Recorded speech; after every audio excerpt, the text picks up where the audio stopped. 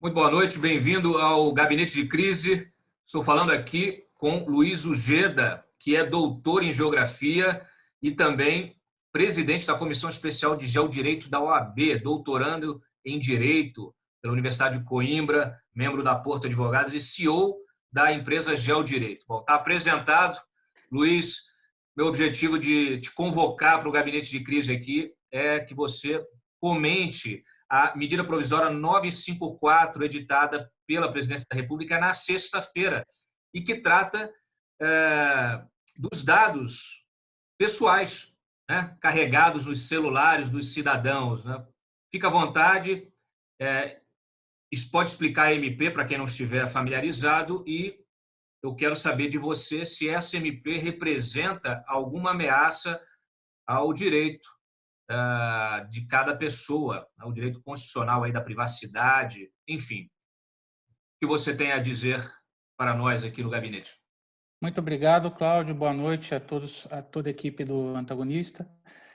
Sim, a MP 954, que foi publicada sexta-feira, ela implica basicamente no fornecimento das companhias telefônicas, né, reguladas pela Anatel, para o IBGE, de dados, nomes, número de telefone, endereços de 226 milhões de pessoas, que é o conjunto total dos dados telefônicos do país.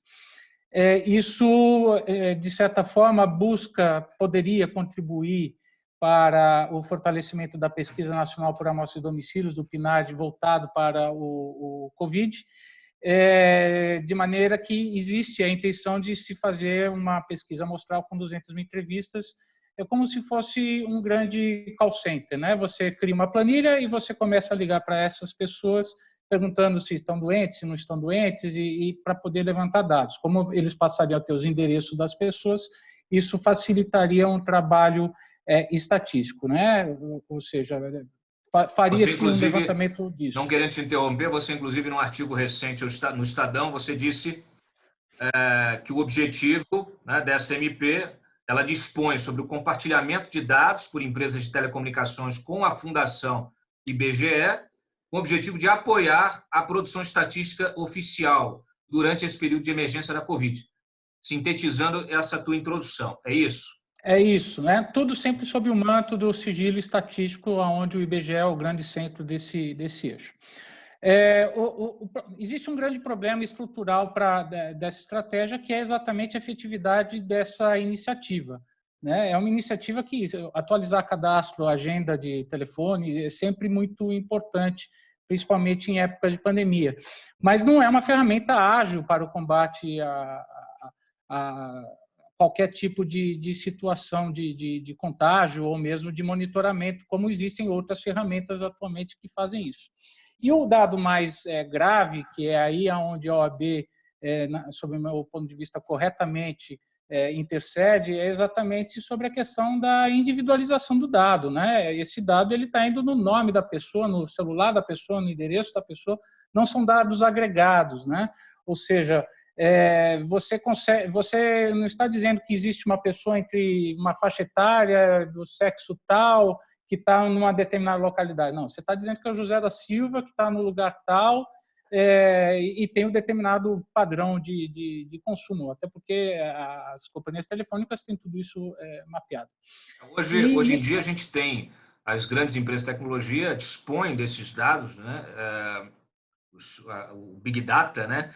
E tem utilizado isso, inclusive, como ferramenta comercial. Mas, como você mencionou, é diferente de você ter a indicação, a identificação, né, de uma pessoa, por exemplo, como você cita no teu artigo aqui, pessoa do sexo masculino, entre 50 e 59, de poder aquisitivo alto, fez tal trajeto em determinados dias. É diferente você falar que, olha, tem o João da Silva, morador da Rua das Flores, 58 em Botucatu, que às 11 horas do dia 17 de abril foi ao açougue do Joel, 3 quadras a leste. É isso, né? Quer dizer... É isso. Peço até desculpa se houver algum João da Silva nesse endereço, que ele foi fictício, mas o conceito é esse. E isso é perigoso, porque isso fere direito à intimidade, isso fere diversos direitos fundamentais, fere a Lei Geral de Proteção de Dados, Marco Civil da Internet. a justificativa do IBGE é uma justificativa do manto do sigilo estatístico. Mas sigilo estatístico sob regime de urgência por MP para combater uma Covid são coisas que talvez precisassem ficar melhor explicadas e mapeadas para que a gente a população tivesse uma maior segurança jurídica dessa movimentação que o governo fez, uma medida provisória editada à noite de sexta-feira, numa velocidade muito ágil. Então, acho que falta um entendimento melhor do que seria esse objetivo, até porque não pode ser aquela coisa os dados são meus, as regras são suas, e a sociedade toda acaba passando cheque em branco para o governo federal fazer o que quiser com isso. Luiz, uma dúvida, eu acho que é a dúvida de muitos dos nossos leitores. Como que era feita, ou como que é feita até agora, ou como era feita daqui para trás, antes da MP, o recolhimento de informações estatísticas individualizadas de cada pessoa para a montagem justamente dessas pesquisas que o IBGE faz, PNAD, etc. É ainda feito daquela forma, o sujeito vai na casa da pessoa, faz a entrevista, aquilo entra num tablet, ali bota ali num banco de dados e aquilo vai entrando na estatística, ou isso já é feito via telefônica? Dependendo da pesquisa, né? O censo tem um tipo de estrutura de pesquisa, essas pesquisas menores têm um outro perfil, então depende da pesquisa, você vai ter variáveis diferentes. Eu acho que o mais importante a ser dito nesse momento é que nós temos uma legislação que é extremamente defasada. A nossa legislação do sistema estatístico, do sistema geográfico, cartográfico, ela é de 67, né? Uma legislação tecnologicamente completamente superada. Ou seja, uma legislação que não viu o homem pisar na Lua, não viu o satélite no espaço, não viu a internet, não viu o smartphone, não viu drones, ou seja, nós estamos sendo mapeados nesse momento no Brasil, sob ótica estatística, geográfica, cartográfica, com uma legislação de 67, que teve algumas atualizações, tudo, mas a sua estrutura ainda é analógica.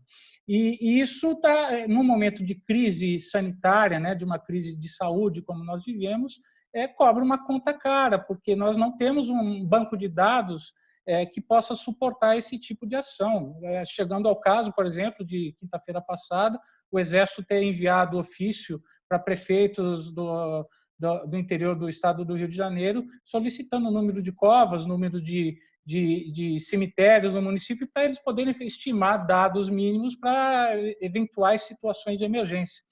Então, o que a gente percebe, Cláudio, é que parece que a estatística, a geografia e a cartografia voltam para a ordem do dia no país. Talvez o governo federal tenha que fazer algumas adaptações e algumas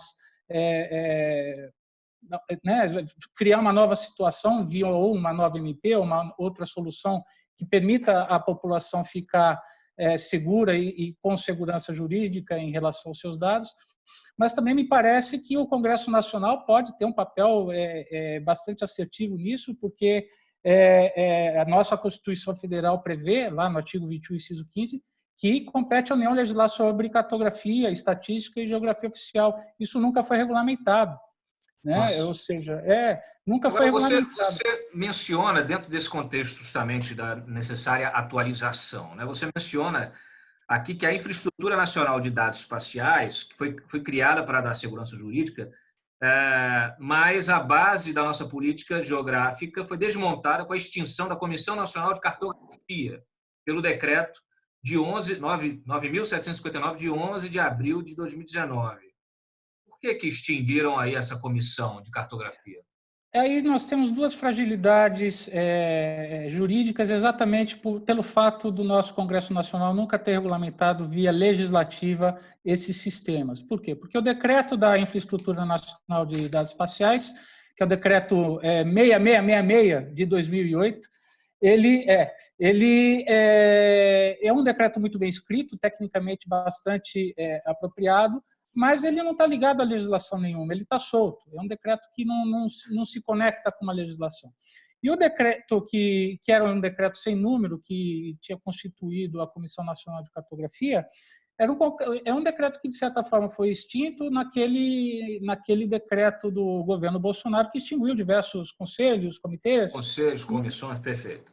E a Comissão Nacional de Cartografia foi embora nessa. Então, me parece que nós precisamos pensar o sistema de geoinformação nacional que possa contemplar essas soluções, porque no momento de crise, como nós vivemos, a conta vem cara, né? E o que está Quer dizer, o faltando para o problema do Brasil... Brasil não é só falta de teste de Covid, né, de Covid, né? Não é só falta de teste de Covid, né? A gente aqui está com a nossa infraestrutura toda com buracos, né?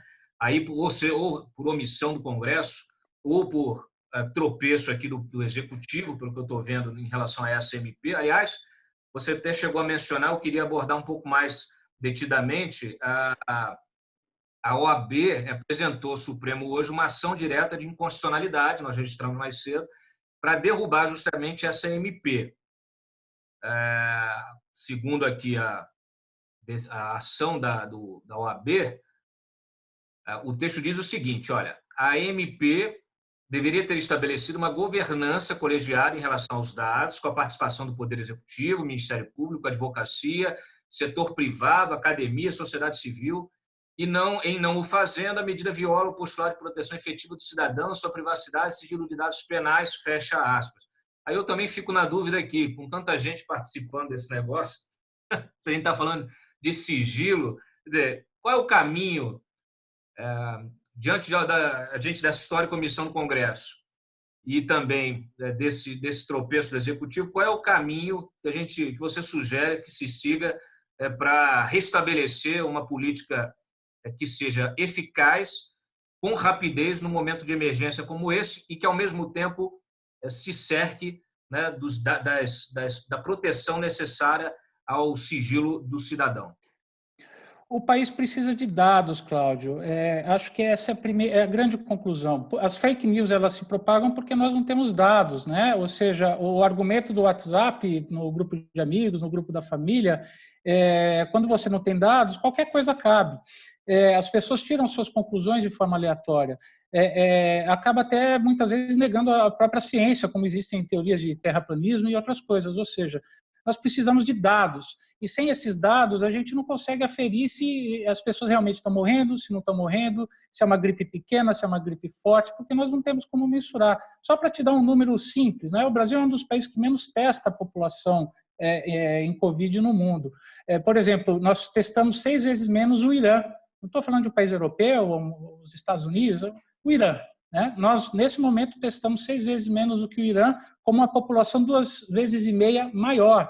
Ou seja, o nosso nível de teste está para menos de 300 pessoas por milhão. É uma amostragem muito insignificante.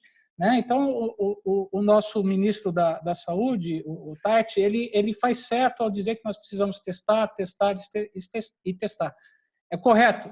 Só que, por outro lado, nós temos que também construir o output.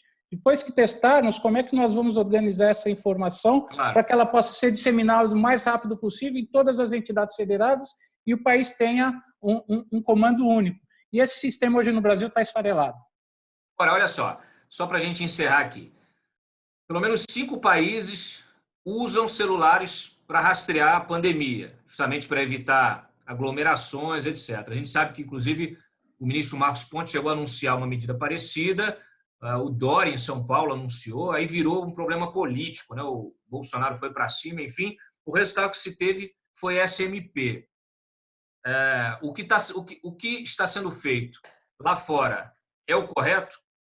Não sei se você está por dentro. Não existe consenso, não existe consenso. Nós temos em torno de 19, 20 países que adotam exatamente a medida que o governador Dória adotou, que é uma medida que também tem seus riscos. Outros países discordam dessa medida. Por exemplo, Portugal rechaçou essa iniciativa e não vai geolocalizar a população e tem se saído bem no combate à Covid. Apenas para ficarmos de um exemplo.